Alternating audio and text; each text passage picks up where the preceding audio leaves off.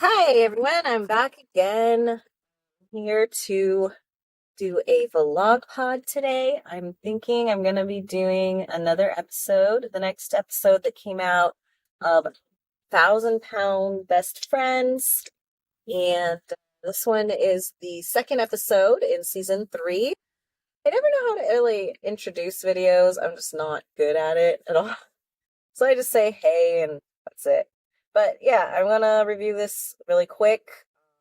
I watched it yesterday on the treadmill, got a workout in, which I was super duper happy about because I've been missing a lot of workouts. And like I said, I'm trying to get back on track and be motivated. So every win I can get is a good one. Every baby step I can turn into a larger steps towards my goal is worth it. Any half pound, any pound I can lose is worth it. So I'm fighting for it and I'm doing my best. So real quick, I'm going to do this. I guess it's like my take, my reaction. It's not really a full reaction, but I just like to give my thoughts on it.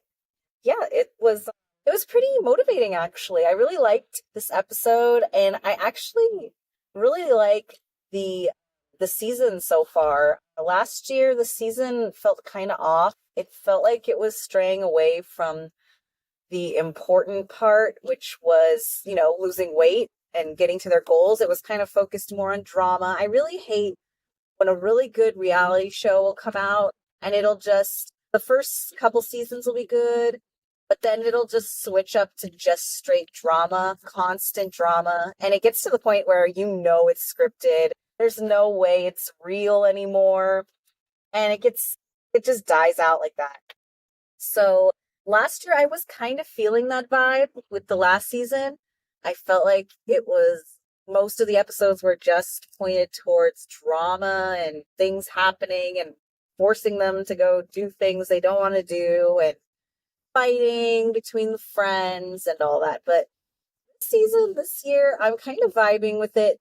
They really did need more characters, I guess, or more friends. I love that they're centered in this support group because support is so important to losing weight. And I can see that it's affecting Megan already. She's already getting motivated again because last year you could see that she was giving up, just straight up giving up. And she had that clash with Dr. Proctor where he kind of laughed at her.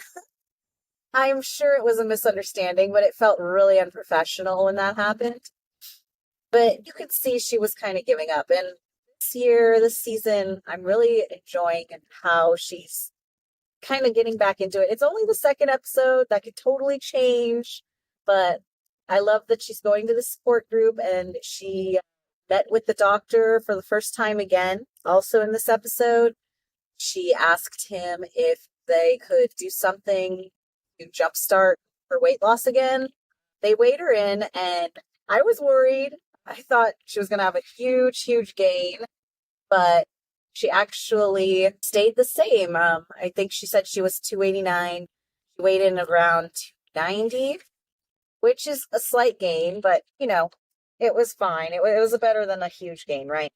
So she asks him what they should do to jumpstart it. I guess she was asking for a rescission or a revision of her surgery or, do something with her surgery. She was hinting at it, but he told her he wasn't comfortable with that until he saw her make an effort to lose weight again.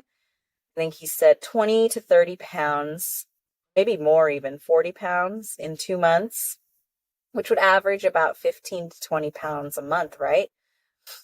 That's a big, big number, but for someone that size and with the weight loss surgery, I'm sure it's much more doable than someone who's a much smaller size. Like me, when I get to my goal weight, when I get close to it, losing any weight becomes so hard. 1 pound feels like it takes 2 weeks just to get 1 pound off. It drives me crazy. But it was good. The beginning of the episode, they have this barbecue and they're all going to go have a barbecue and they talk more to Tina, the new Tina, which I didn't realize she's actually a bit older than the other girls. She's in her 50s, I believe, 52. And it shows her house. Her house is amazing. She's got this style I love, I vibe with. I like her personality so far, but that could change too. But she hosts this barbecue for all of the support members to come and eat, which I think is kind of against their point, right? They're supposed to be working towards losing weight, but it could be handled in a way that is manageable. They can have healthy side dishes and healthy main dishes, lower calorie chicken breast instead of chicken legs or chicken leg meat, no skin, all that stuff. But I don't think they made any effort because when they get to the barbecue, the chicken is enormous. Even Megan comments, she's like, "Where do you shop?" Because those are huge pieces of chicken. Oh my gosh. And they were big. They had salmon, they had all kinds of side dishes, and they start eating, and Megan comments that people are eating way more than they need to be.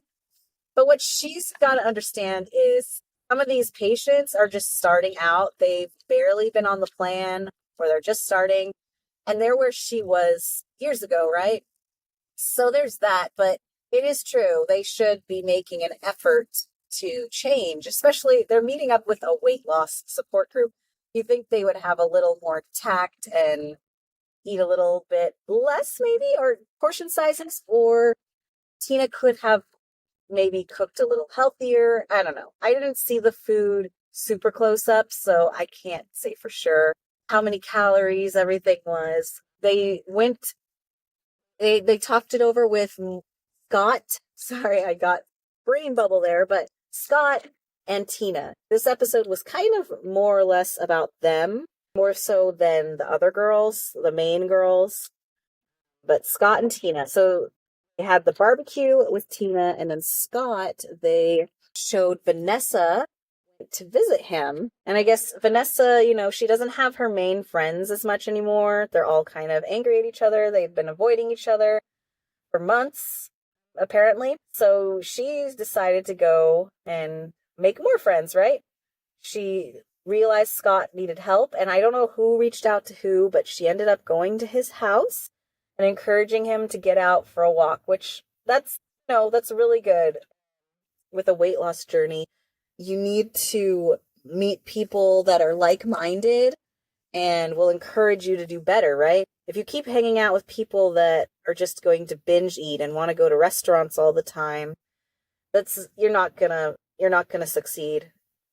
Definitely not gonna succeed. And this is a problem I have because I do know of, local fitness groups in my area and things like that, but I'm kind of chicken and I don't want to go and make friends. But obviously, if I do that, I'm going to be more successful. If you go hang out with people who love to walk or love to run or lift or hike, of course, they're going to make you better. You're going to hang out with them and they're going to encourage you to exercise. And it's going to be this snowball effect on your entire weight loss journey, and you're going to be successful. So that's something I want to work on as well. And I really like that Vanessa is doing that. And she's encouraging other people. She's being motivating for Scott. Because they weighed in Scott, and he is right close to 600 pounds. He's at 596, I believe. And it's right there. 600 pounds, that's a lot. That's, he could be on 600 Pound Life show. And in that show, they do not show these people losing weight. They barely move out of their chair. They just kind of show up at Dr. Now's office and expect the surgery, and they barely work out. So to see Scott, who's at 600 pounds, actually making an attempt and walking and working out, that is very motivating for me, very inspirational, just saying, because usually at that weight, I can't even imagine just getting up, any kind of movement must be difficult. And Vanessa, she was pretty high up there, very close to 600 as well, I think. So she can relate, and that's why she reaches out and they go for this walk, and it's really wholesome, and it's so nice to see. They walk down the street. I was a little worried, and so was Scott. He mentioned that he was worried that Vanessa would be a bully and aggressive and boot camp instructor, but No, I was pleasantly surprised that she was very supportive of him, and she was reminding him that she was there too, and that yes, it's going to be hard. And, the next day he's definitely going to be sore. And she mentioned that they're going to need Dr. Ibuprofen, which is very funny. But there's a point where they're walking and he's matching her pace too, which that's difficult when you're with someone who's at a higher fitness level than you and works out more than you. They're obviously going to go faster than you. And this is my fear too. If I go meet up with some hiking group or a workout group or a running group, I'm going to be the slow one because I'm going to be the beginner and I'm afraid of getting left behind. So it's like all these little anxieties keep you from trying new things and doing these things. And I have to overcome my fear. So seeing Scott come out of his comfort zone is inspirational to me because he jumped out, and even though she's at a higher level than him, he was matching her and he was right there next to her for the first part at least. And I don't know if she tried to slow down for him or what. They didn't show too much, but was matching her a little bit. Then there came a point where he did get tired.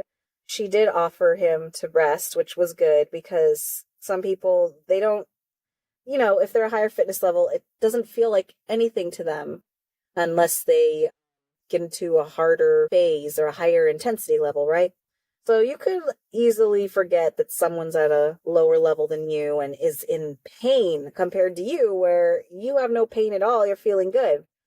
But she checked in with him. She said, if you need to rest, all those things. And there does come a point where he does want to stop, and he's really sweating and breathing hard. And he does end up needing his chair, which he had left at home because I guess he didn't want to have to use it. But when you're starting off, baby steps, you do need something. So you do need little things to get you going, right? So that was kind of a jump in his, I had a brain bubble again. But yeah, he just needed that chair. So he sat in the chair, they rested, and they ended up finishing the workout, the walk. It was really wholesome, like I said. It was great. The end of the episode, like I said, was the barbecue, and Jacob was there, Vanessa's son. I haven't seen him since last season, and she's been worried about him for a long time, and I guess she wanted him to meet Scott too, because they're similar age. And that's the other thing. Scott is pretty young for his age. I believe he's right out of college or in college. And when he was talking about his past, similar to Jacob, right when they get out of their parents' house or their parents' control, they kind of go crazy. And he definitely did. His mom helped him lose weight, and he was actually at a healthy weight for a couple of years. But then when he went to college, he just went a little crazy and ate whatever he wanted, anytime he wanted, and he gained all the weight back. And this is a fear of mine for my own kids because, I can only control so much. And the older they get, they are going to start making their own decisions, doing their own things. And all I can do is really guide them in the right direction, right? I can't force them. So I just have that fear. And watching that, I felt that for him, for Scott. I felt, wow, seeing how that happened to him, it could happen to any kids, right? So anyways, Vanessa brings Jacob to the barbecue to meet Scott and meet the support group and get more involved because she really wants him to lose weight. And they are kind of pressuring him to do the surgery. But I am conflicted on that only because he is so young. And this surgery is permanent, right? It's a life-altering surgery. Things can go wrong. Things can mess up, can scar. And, he's just a kid. I do truly think he could do it himself. He needs guidance. He needs friends that are fit, maybe join a fitness group or, something to push him in the right direction. Being in the support group is helpful for him, but they're all, twice his age, except for Scott. They're all kind of older than him, and they're all focused on surgery, which is something that is not going to help him. I think the weight loss part of it, the food part of it would be good for him, but the pressuring him to do surgery when he's so young and not ready, I think that would be bad for him and would just push him away. So I'm worried that Vanessa will push him away from her, basically, by forcing him into this. But we'll see what happens. The rest of the episode goes well. Ashley makes a comment about how she really wanted Jacob there and how she cared about him, and you could see it touched Vanessa's heart. Vanessa started tearing up because she realized, oh, her friends do still think about her and care about her, right? And Megan teared up because she really does miss her friend, and that makes me think how much of this is pushed by TLC to be dramatic, and you could tell they're actually truly good friends in real life. And in the end, they end up having a private talk with Ashley, Megan, and Vanessa. And it seems like things are going in the right direction, that they are restoring their friendship. Ashley said it's going to take a lot of baby steps to get there, but it seems like Megan's more open, and it seems like Ashley's coming out of it as well. So we'll see if that lasts. Because in the beginning of the episode, it was very tense, because it started off where the last one stopped, where Vanessa stormed off after their little fighting, aggressive moment. But Megan called her a baby, I think, as she walked away. And Vanessa, being the super confident, awesome person she is, heard that and turned right back. And she's like, no, I'm here. I'm ready to face this. Let's talk it out. And I really admire that in her. And it's true, sometimes if there's a disagreement between friends or family or whatever, you just have to clear the air. You just have to clear the air, or it's just going to bubble up, become this huge explosion, right? Hidden under the surface. So it's good that they're talking it out, and I hope that continues to go well for them. So I'm going to wrap it up here. I really, like I said, am enjoying this season. I love how it's introducing more people and making it more about the weight loss, and they still have drama in. Of course, it's reality. It's always going to have that, but I just want them to focus on the motivational stories, the stresses, the ups, the downs, and, just being motivating. So this is a pretty long video already. I'm going to stop it here. Like I always say, be motivating as you can in your own life. Inspire yourself. Be your biggest cheerleader if no one else will. And do something positive, do something good today. If it's a bad day, try to take it easy and make it good with something small. If you can't do something big, a small little walk, relax, put some music on while you walk. Or if you can't walk, maybe a bike, a stationary bike, or work out in your room, even in your bed. If you're in your bed, just, lifting your arms while the commercials are on TV, or moving your body in that way. It's going to, any kind of movement is going to help you if added up over time, right? And they do movement creates endorphins. The more movement you do, the more endorphins will be released. I think they said it takes, 30 minutes? Don't quote me on that, though, because I tend to just try to pull from memory, and that doesn't work. It's better if I just look it up, right? But yeah, it takes a while for the endorphins to be released. That's why the beginning of the workouts always feel kind of rough, tiring. I might talk about that in another vlog pod, but that's all for now. And like I said, have a great day. Happy goal getting. Reach for your goals and have a good one.